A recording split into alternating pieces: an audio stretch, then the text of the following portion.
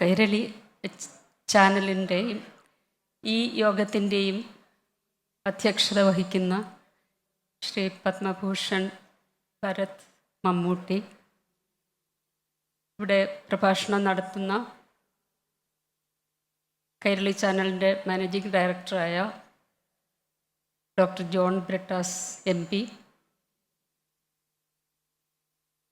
കൈരളി ചാനലിൻ്റെ ഡയറക്ടർമാരായ Shri Vijayaraghavan, chief guest Shrimati Uma Thomas MLA, മറ്റ് ഡയറക്ടർമാരായ TR Ajayan, AK Moosa master, MM Monayi, senior ആർട്ടിസ്റ്റായിട്ടുള്ള രജിഷ വിജയൻ,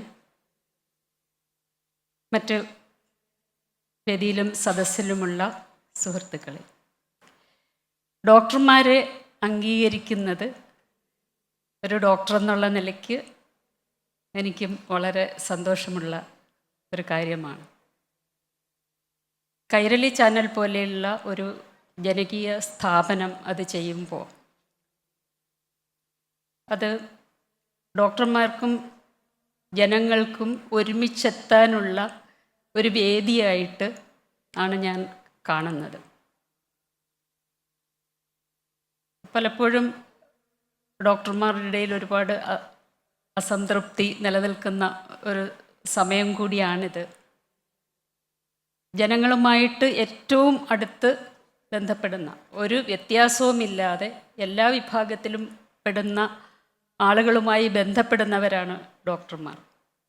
അത് എപ്പോഴും ഒരു ആതുര ശുശ്രൂഷയിൽ മാത്രം ഒതുങ്ങി നിൽക്കുന്നതുമല്ല. ആതുര ശുശ്രൂഷ തന്നെ വളരെ വലിയ ഒരു കാര്യമാണ്, പക്ഷെ അതിനപ്പുറത്തേക്ക് പോകാറുണ്ട്. ഇപ്പോൾ ജൂലൈ 1 നമ്മൾ ഡോക്ടേഴ്സ് ഡേ ആയിട്ട് ആചരിക്കുന്നുണ്ട്.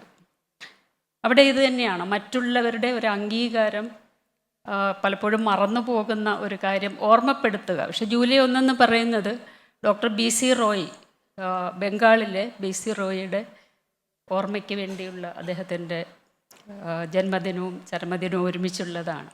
BC റോയിയുടെ പ്രത്യേകത, അദ്ദേഹം യാതൊര ശുശ്രൂഷ മാത്രമല്ല, അതിനപ്പുറത്തേക്ക് ആരോഗ്യ സ്ഥാപനങ്ങൾ സ്ഥാപിക്കുകയും അതിനെല്ലാം ഉപരി ഒരു രാഷ്ട്രീയ പ്രവർത്തകനും മുഖ്യമന്ത്രിയും ആയിരുന്നു എന്നുള്ളത് കൂടിയാണ്. ഇപ്പോൾ ഡോക്ടർമാരുടെ പ്രവർത്തനം ഏതെല്ലാം തലങ്ങളിൽ വ്യാപിച്ചു കിടക്കുന്നു, അല്ലെങ്കിൽ അതിൻ്റെ ഒരു പ്രാധാന്യത്തെ കൂടി പരിഗണിക്കുന്നതാണ് നമ്മുടെ ഡോക്ടേഴ്സ് ഡേ.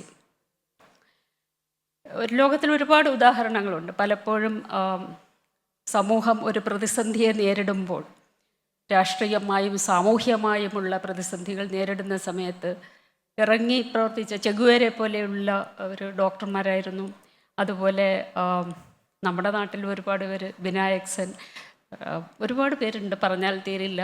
അതുപോലെ സർഗാത്മകമായ പ്രവർത്തനങ്ങൾ ഏർപ്പെടുന്ന ഡോക്ടർമാർ, എല്ലാ തുറകളിലും തിളങ്ങുന്ന ഒരുപാട് ഡോക്ടർമാരുണ്ട്. നമുക്കെല്ലാവരെയും ഒരേപോലെ അംഗീകരിക്കാനും ആദരിക്കാനും പറ്റില്ല എന്നുള്ളതിൽ നിന്ന് തിരഞ്ഞെടുക്കുന്ന ആൾക്കാരെ മാത്രമാണ് ഇതുപോലെയുള്ള വേദികളിലേക്ക് എത്തിക്കാൻ സാധിക്കുന്നത്. അടുത്ത കാലത്തായിട്ടുണ്ടായിട്ടുള്ള ഒരു സംഘർഷം, ജനങ്ങളും ഡോക്ടർമാരും തമ്മിൽ ചിലയിടത്തെങ്കിലും ചില സംഘർഷങ്ങൾ നടക്കുന്നു എന്നുള്ളത് നമുക്കറിയാം. പക്ഷേ ഒരു വശത്ത് അങ്ങനെ നടക്കുമ്പോൾ തന്നെ, ഞാൻ നേരത്തെ സൂചിപ്പിച്ച പോലെ, എല്ലാ പ്രതിസന്ധികളിലും ഓടിയെത്തുന്നവരും കൂടിയാണ് ഡോക്ടർമാർ. ഇപ്പോൾ പലസ്തീനിൽ ഡോക്ടർമാർ ചെയ്യുന്ന സേവനം നമുക്കറിയാം.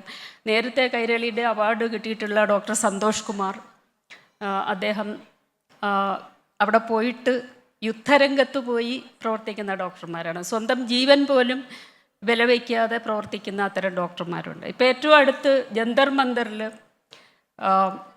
വിദ്യാർത്ഥികൾ സമരം ചെയ്യുമ്പോൾ അവിടെയും ഒരു വിഭാഗം ഡോക്ടർമാർ ഓടിയെത്തിയിട്ടുണ്ട്. അപ്പോൾ ഇത് ഒരു വേർതിരിവ്, സമൂഹവും ഡോക്ടർമാരും തമ്മിലുള്ള ഒരു വിടവ് ഉണ്ടാകാൻ പാടില്ല എന്നുള്ളതാണ്. ആ വിടവ് നികത്തുന്നതിനാണ് ഇത്തരം പരിപാടികൾ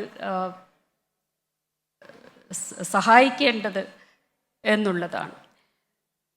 അതുപോലെ തന്നെ ഇത്തരം പ്രവർത്തനങ്ങളിൽ ഏർപ്പെടുമ്പോൾ അതുവഴി ഡോക്ടർമാർ അവരുടെ പ്രവർത്തന മണ്ഡലം വളരെ വിശാലമാക്കുകയാണ്. അവർ ഒരു തരത്തിൽ രാഷ്ട്രീയ പ്രവർത്തകർ തന്നെ ആവുകയാണ്. മറുവശത്ത് രാഷ്ട്രീയവും അതിൻ്റെ ക്വാളിറ്റി മാറ്റിക്കൊണ്ടിരിക്കുകയാണ്. കൂടുതൽ സമാധാനപരമായിട്ടുള്ള രാഷ്ട്രീയ പ്രവർത്തനങ്ങൾ. ഇപ്പോൾ ജന്തർ മന്ദറിലെ കാര്യം തന്നെ നോക്കിക്കഴിഞ്ഞാൽ നമുക്കറിയാം, അവർ ഉറച്ചു നിൽക്കുന്നു. ഉറച്ച തീരുമാനമുള്ളപ്പോഴും അവർ വളരെ സമാധാനപരമായിട്ട് ഒരർത്ഥത്തിൽ കാരുണ്യത്തെ അല്ലെങ്കിൽ കരുണയെ തന്നെ ഒരു രാഷ്ട്രീയ പ്രവർത്തന രംഗത്തേക്ക് കൊണ്ടുവരുന്ന കാഴ്ചയാണ്. അപ്പോൾ എങ്ങനെയെല്ലാമാണ് രാഷ്ട്രീയ പ്രവർത്തനവും ആരോഗ്യ പരിചരണവുമായി ബന്ധപ്പെട്ടിരിക്കുന്നു എന്നുള്ളതാണ്. അപ്പോൾ അവർ അടിക്കാൻ വരുന്ന പോലീസിന് റോസാപ്പൂ കൊടുക്കുന്നു, ദേശീയഗാനം പാടുന്നു, ഇങ്ങനെയൊക്കെയുള്ള കാര്യങ്ങൾ ചെയ്യുമ്പോൾ നമുക്ക് വേർതിരിക്കാൻ പറ്റാത്ത, കരുണയും രാഷ്ട്രീയവും ആരോഗ്യ പരിചരണവും ഒക്കെ കൂടി വേർതിരിക്കാൻ പറ്റാത്ത ഒരു തലത്തിലേക്ക് പോവുകയാണ്. അപ്പം ഞങ്ങളെപ്പോഴും പറയാറുള്ള ഒരു കാര്യം, വിർഷോ എന്ന് പറഞ്ഞിട്ടുള്ള ഒരു പെത്തോളജിസ്റ്റ് ഉണ്ടായിരുന്നു. അദ്ദേഹം പറഞ്ഞത് രാഷ്ട്രീയം എന്ന് പറയുന്നത് വേറൊന്നുമല്ല, it is medicine at large scale എന്നാണ് പറയുന്നത്. അപ്പോൾ എനിക്ക് ചുരുക്കി പറയാനുള്ളത് ഇതാണ്, ജനങ്ങളും ഡോക്ടർമാരും തമ്മിലുള്ള ഒരു വിടവ് പരിഹരിക്കുന്നതിനും ഉള്ള ഇത്തരം വേദികൾ വളരെ വളരെ ഉപകാരപ്പെടും എന്നുള്ളതാണ്. അതിനായിരിക്കണം ഇതുപോലെയുള്ള വേദികൾ സഹായിക്കേണ്ടത്. ഇവിടെ തിരഞ്ഞെടുക്കപ്പെട്ട ഡോക്ടർമാരെ സംബന്ധിച്ചിടത്തോളം ഞങ്ങൾ വളരെയധികം ബുദ്ധിമുട്ടാതെ തന്നെ നമുക്ക് ഡോക്ടർമാരെ തിരഞ്ഞെടുക്കാൻ സാധിച്ചിട്ടുണ്ട്. ഞാൻ ഈ പറഞ്ഞ ഗുണവിശേഷങ്ങളെല്ലാമുള്ള ഒരുപാട് ഡോക്ടർമാർ നമ്മുടെ ഇടയിലുണ്ട്. സർഗാത്മകമായിട്ടുള്ള പ്രവർത്തനങ്ങൾ ചെയ്യുന്നവരുണ്ട്. അതുപോലെ തന്നെ വളരെ കമ്മിറ്റ്മെൻറ്റോടുകൂടി, പ്രതിബദ്ധതയോടുകൂടി പല മേഖലകളിൽ പ്രവർത്തിക്കുന്ന, അഡ്മിനിസ്ട്രേഷനാണെങ്കിലും നേരിട്ടുള്ള ചികിത്സയാണെങ്കിലും ഒക്കെ തന്നെ പ്രവർത്തിക്കുന്ന ഒരുപാട് ഡോക്ടർമാരുണ്ട്. അതിനിടയിൽ നിന്ന് നമ്മൾക്ക് ഏറ്റവും അർഹരായിട്ടുള്ള ആൾക്കാരെ തന്നെയാണ് നമ്മൾ ജൂറി തിരഞ്ഞെടുത്തിട്ടുള്ളത്. അവർക്ക് അഭിനന്ദനം കൂടി അറിയിക്കാൻ വേണ്ടി ഞാൻ അവസരം ഉപയോഗിക്കുന്നു. നിർത്തുന്നു. നന്ദി.